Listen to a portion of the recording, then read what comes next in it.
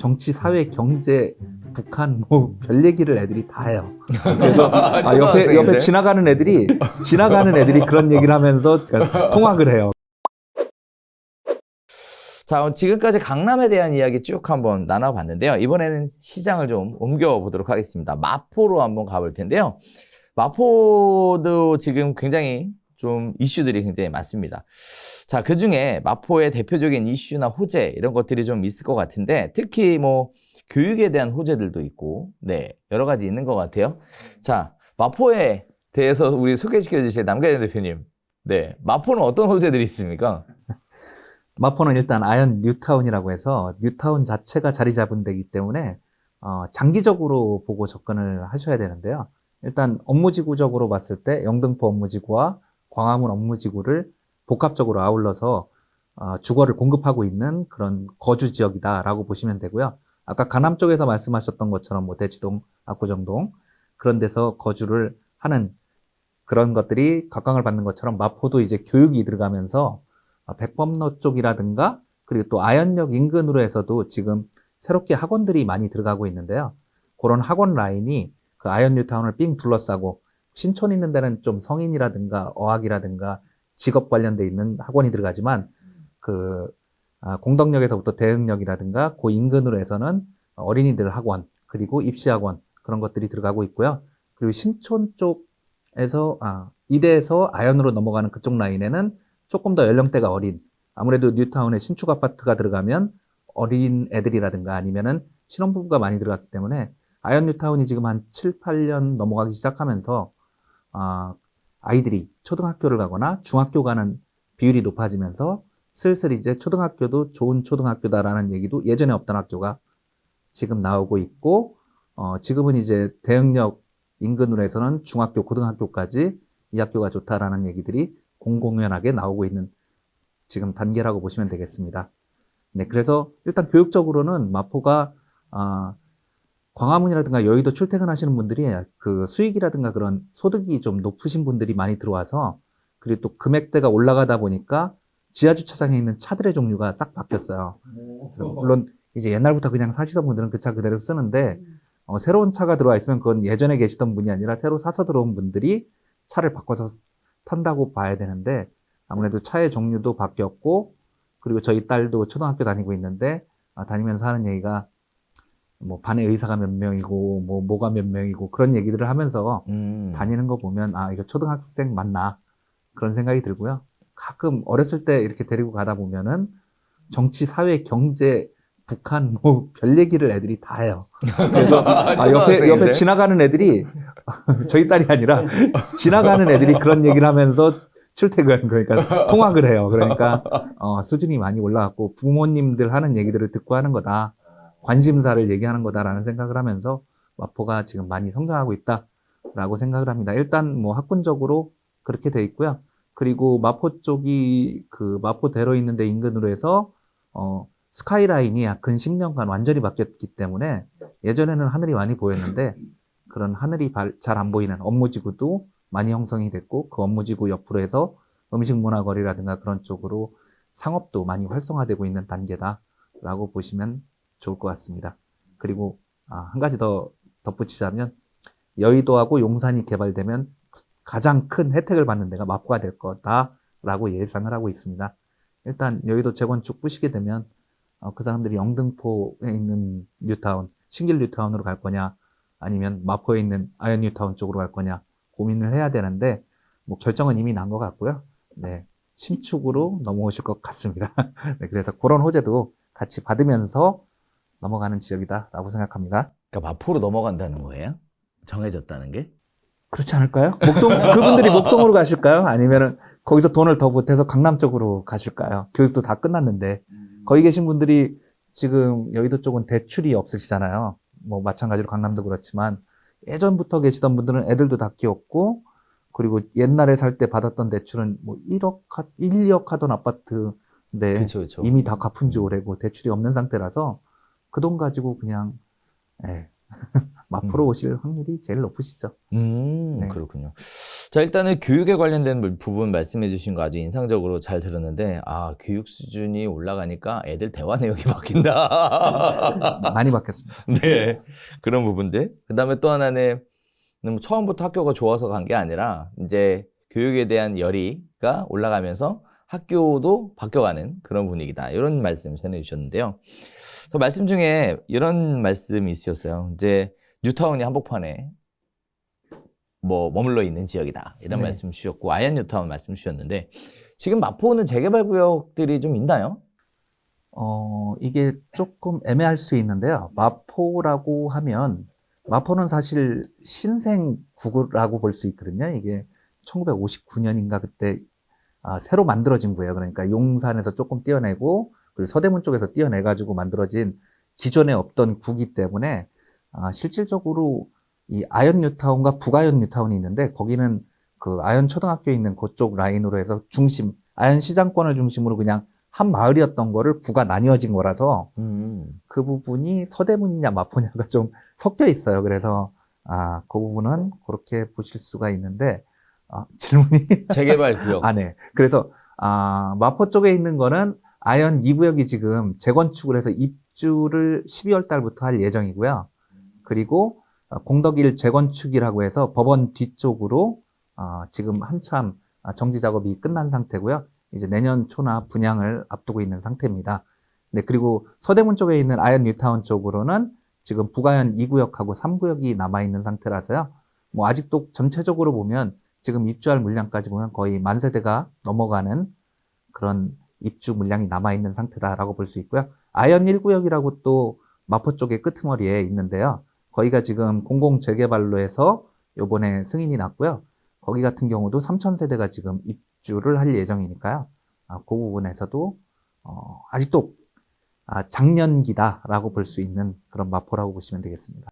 그러면 앞으로도 지속적인 개발 호재들을 가지고 있는 네, 앞으로 그런 10년 지역이네요. 이상은 오, 걸어갈 수 그러네요. 있는 내용입니다. 다른 데도 있잖아요. 여의도도 이번에 또 한다고 하고 네, 하기는 하는데. 네, 네.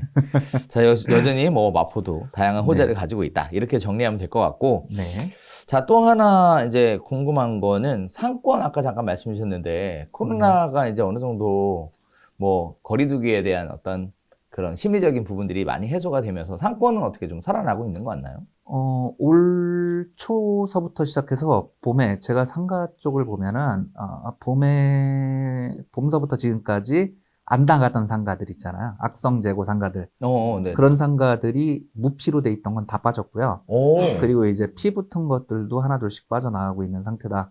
권리금 라고 얘기하시는 보시면 거죠? 네, 그렇죠. 권리금이 권리금. 좀 붙어 있는 상가들도 거래가 되고 있다. 네. 현법금이 되고 있다. 그래서 이제 바뀌고 있는 상태고, 또 마포 지역을 조금 벗어나서 얘기를 들으시면은, 아까 강남 쪽만 이렇게 상가가, 또 그분들 생각이 다르다 그랬는데, 종래에 강북 쪽에 부자들 라인이 또 있지 않습니까? 네. 근데 저희가 잘 만나 뵙지 못하는 분들, 네. 그분들이 또 있는데, 최근에 또 명동에 계신 분을 제가 만나가지고, 부동산 하신 분 만나서 얘기를 쭉 했는데요. 명동이 한때 지금 시장이 다 죽었었지 않습니까? 그렇죠. 맞아요. 완전히 죽어서 지금 새로 건축하는 게 5개에서 7개 건물이 새로 올라가고 있어요. 이참에 세입자 나간 참에 그냥 새로 짓자 하고 건축하는 게 한 7개 정도 되고요. 그리고 돈을 가지신 분들은 이제 아까 말씀하신 것처럼 1주택에 허덕이지 않는 그런 내가 뭘 할까를 생각하시는 분들은 명동에서 지금 하고 계신 게 최근 한 3개월 전서부터 명동이 조금 살아나면서 중국 사람들 빼고 외국인들이 지금 수요가 많이 늘어났대요. 그러면서 이 사람들이 1층에 있는 상가들 중에 괜찮은 데들 무피잖아요, 지금. 공실 상태의 무피에 그 월세는 반토막 그 상태니까 들어가서 지금 하는 작업이 권리금 작업을 하고 있다. 라는 얘기를 하면서 최근에 1층에 있는 것들이 특별히 뭘 창업한다기보다는 일단 계약부터 해놓은 것들이 되면서 빠져나가고 있는 상태로 가고 있는 특징이 또 있습니다. 네, 약간 벗어난 얘기지만 명동 쪽으로 돈 있으신 분들, 강북 쪽에서도 그쪽을 하고 있다라는 거 한번 짚어보겠습니다. 굉장히 의미 있는 네. 말씀이셨어요. 그러니까 경기가 어려워서 세입자가 나가서 공실이니까 이참에 짓자. 네. 네, 그렇죠. 이것도 아주 기발한 발상이신 것 같고, 또 한편으로는 권리금 작업하려고 지금 선수들 들어가서 네. 네, 명- 진치고 있다는 거. 명동은 권리금이 네, 그렇죠. 어마어마하죠. 어마어마하니까. 잡을 수 있는 자리가 아닌 데들이 지금 나와 있기 때문에 어, 선수들은 그쪽에서 그 작업을 한참 하고 있더라고요. 그러니까요. 네. 그러네요. 마포도 그 먹자골목 위주로 해서 사실 상권이 살았다가 죽었다가 요새는 어때요? 마포 먹자골목 쪽은 사실상으로는 제일 그 마포 마포 네, 마포 레미안 쪽 아파트가 있는 그쪽 라인으로 해서 거기 상권은 죽질 않았고요. 그리고 용강동 쪽에 있는 그쪽 라인 같은 경우에는 너무 길다 보니까 역에서 멀어져서 저 뒤쪽이 조금 내려앉았다 올라갔다를 반복하고 있는데요. 그쪽은 이제 마포 저희 공덕동 있는 쪽에 있는 그 상권 같은 경우에는 임대료가 비싸서 그게 상가가 잘 안 되는 거지 실질적으로 수요가 없어서는 아닌 것 같아요. 네, 그리고 공덕 재래시장 쪽을 만약에 보시면은 그쪽 같은 경우는 지금 상권이 너무 낡았고 그리고 뒤에가 자꾸 부시고 새로 짓고 하는 단계에 있다 보니까 그쪽 라인보다는 요 공덕역 밑으로 있는 그쪽 도화동 쪽 라인이 지금 많이 살아났고 임대료도 올라갔고 라고 보시면 되겠습니다.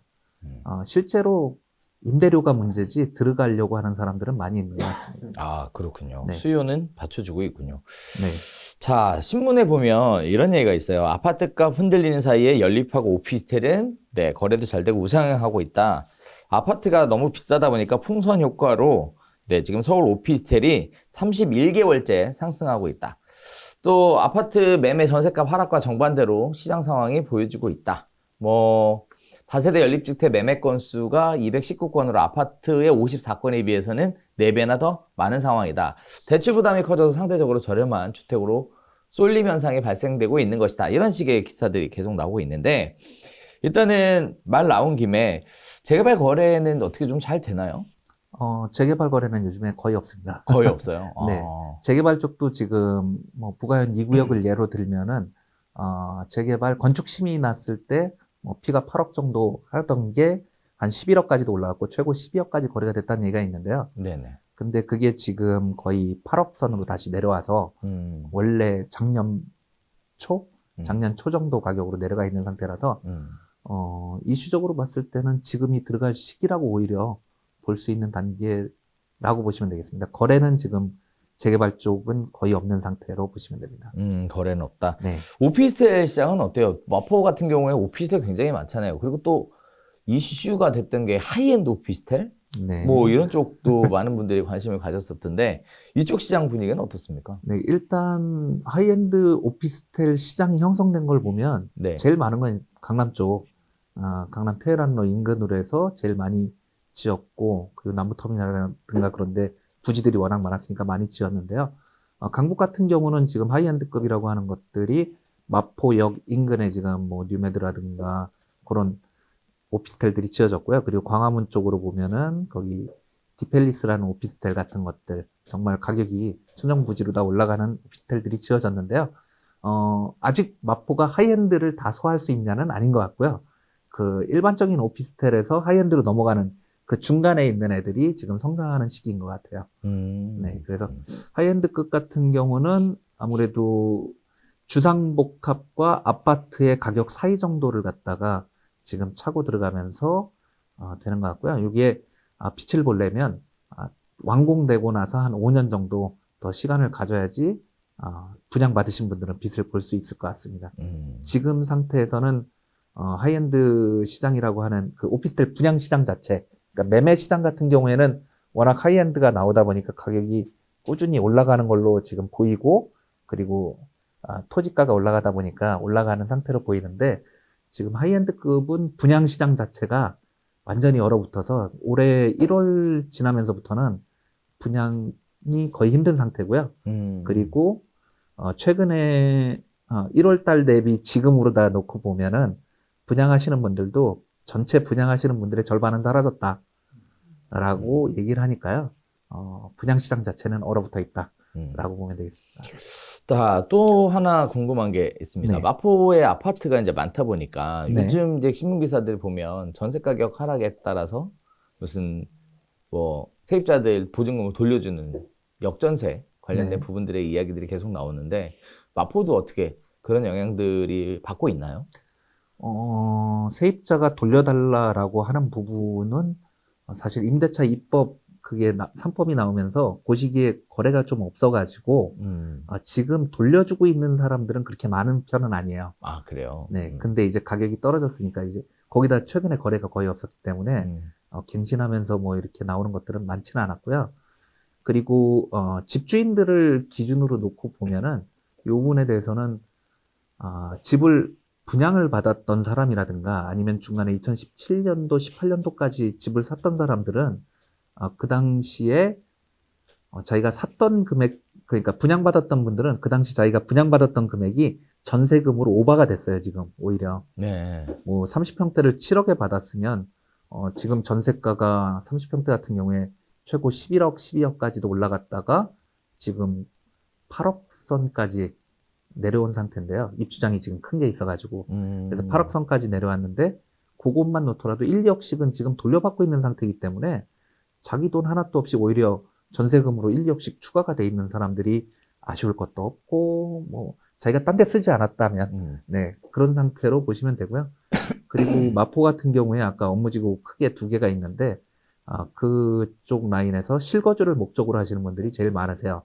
지금 강남하고 제일 상관없는 동네가 마포라고 보시면 되잖아요. 네, 그래서 네, 마포에서 강남을 가려고 그러면은 거의 뭐 1시간씩 걸리는 경우도 있고 하니까요. 네, 그래서 마포로 오시는 분들은 강남권의 영향을 덜 받는 분들이 오셔서 오히려 큰 위기 때 민감한 강남보다는 이 무난한 마포 쪽이 덜 영향을 조금이라도 덜 받는다라고 보시면 될 것 같고요. 뭐 전세 가격 그래서 그분들 그러니까 분양 7억에 받았다가 지금 전세 뭐 10억에 줬던 분들이 저희가 이제 반전세로 해서 6억이나 5억에 그리고 또 그 분양이 아니라 입주권으로 받으신 분들은 뭐 6억도 안 되는 금액에 5억 얼마에 지금 30평대를 분양받은 사람들이기 때문에 오히려 월세 기준을 5억이라든가 6억에다 놓고 나머지를 월세로 받는 그런 사람들도 많이 늘어나고 있는 형국입니다. 아, 그렇군요. 그래서 부동산은 사놓으면 돌려받는다. 네. 네, 기간이 문제다라고 생각합니다. 뭐, 일단은, 네, 그, 강남하고는 좀 먼, 네, 마포 이야기 해주셨고, 또, 좀, 귀담아 들었던 이야기 중에 하나가, 어차피 분양가보다 더 높은 금액의 전세를 줬기 때문에, 전세 가격이 하락해서 보증금을 일부 돌려준다 하더라도, 사실상 분양가보다는 높아서, 시장에 미치는 영향은 크지 않을 것이다. 이런 말씀 해주셨는데, 개인적으로는, 굉장히 좀, 깊이 와닿는, 네, 그런 내용이었습니다. 그러니까 결국은, 그런 거네요. 마치 세입자들 보증금을 못 빼줘가지고 시장이 막 큰 문제가 있을 것 같은 이런 식의 신문 기사의 논조는 실제 시장에서는 그러한 사례들이 크게 없을 것 같은, 네, 많이 없을 것 같은 그런 모습인데요. 네. 네, 딱 그때만, 그러니까 돈 돌려줘야 되는 그 시점에만 되게 이렇게 서두르고 급해 보이지만 네. 사실은 그 사람들이 깔고 있는 게 있기 때문에 네. 많이 문제가 되고 있지는 않은 것 같습니다. 아, 그리고 전세가 비율 자체가 50%에서 왔다 갔다 하기 때문에 그거에서 큰 문제가 생기는 건 개인차라고 봅니다. 그렇군요. 네. 자, 마지막으로 또 하나만 여쭤보겠습니다. 네. 굳이 내가 지금 부동산을 투자하고 싶다. 또는 매수하고 싶다라고 생각한다면 마포에 지금 투자하기 좋은 부동산 어떤 곳들이 있는지. 일단 이 투자라는 거는 시기가 좀 민감한 것 같습니다. 저희는 워낙 여러 가지가 섞여 있다 보니까 하나만 가지고 얘기 드리기가 애매하고요. 어떨 때는 아파트를 사야 되고, 어떨 때는 재개발을 사야 되고, 어떨 때는 구축을 사야 되고, 어떨 때는 신축을 사야 되고, 투자를 목적으로 하는 사람이 원하는 게 있고, 거주를 목적으로 하는 사람이 원하는 게 있는데, 그런 거에 맞춰서 봤을 때, 지금 같은 경우에 제가 만약에 투자를 손님들이 오셨을 때 많이 권유를 해드리고, 그리고 투자용으로만 생각을 한다면은, 일단, 부가현 쪽에 있는 재개발 물건들을 투자를 하시라고 권해드리고요. 일단 찍었던 금액까지 다시 올라가는 거는 순식간이니까, 그렇게 해서 시장이 좋아졌을 때 그 가격까지는 일단 담보돼 있는 거잖아요. 아, 그렇죠. 그래서 그렇게 한번 투자를 권해드리고요. 만약에 조금 더 길게 원하시는 분들은 뭐 염리 4구역, 5구역 같이 지금 구역 지정을 바라보고 있는 그런 지역들도 추천을 해드리고요. 만약에 내가 실거주를 해야 된다 그러면 지금 아현 2구역 같은 경우에는 비록 이제 세대가 조금 1,400세대가 넘지만 평수가 30평대 같은 경우에 조금밖에 없고 20평대하고 그 이하 평대가 지금 많은데요. 거기 같은 경우도 실입주를 놓고만 본다면은 매물들이 그래도 신축이지만 저렴하게 나온 편이라서 뭐 강권은 아니지만 뭐 실거주로 신축에 살고 싶다면 그것도 해보시는 거 좋을 것 같습니다. 그래서 지금 마포는 빌라들이 많이 사라지고 있는 상태라서 빌라 쪽 투자보다는 그쪽으로 재개발 쪽으로 한번 권해드리고 있는 상태입니다. 부가현 쪽이랑 염리 쪽. 네, 네, 그러니까 그렇게 기간의 문제죠, 기간. 내가 음. 6년 뒤에 아파트를 가질 거냐, 아니면 앞으로 10년 이상 좀 가져가서 네. 결실을 맺을 거냐.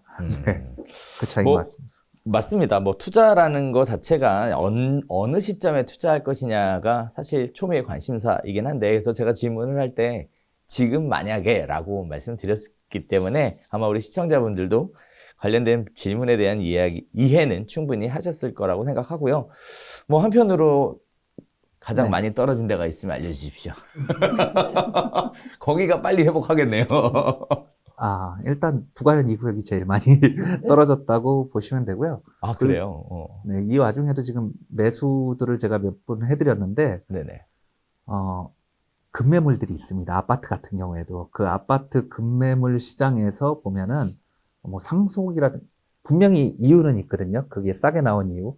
근데 그런 것들을 잡으시는 분들이 지금 가장 저점으로 잡으시는 거고요. 실거주를 원하시면은 지금 잡고 가시는 것도 어차피 한 번은 반등했다가 다시 또 천천히 내려가서 바닥을 다시 한번 친 다음에 올라갈 거라고 예상을 하고 있어서 지금 가격 정도면은 다음에 제일 많이 떨어졌을 때 피할 수 있는 그런 급매물들이 시장에 있는 상황입니다. 그러니까 그거는 이제 감안하셔서 투자 내지는 실거주 내지는 갭 투자 할 수 있는 물건으로 지금이라도 해보시는 건 권해드립니다. 네.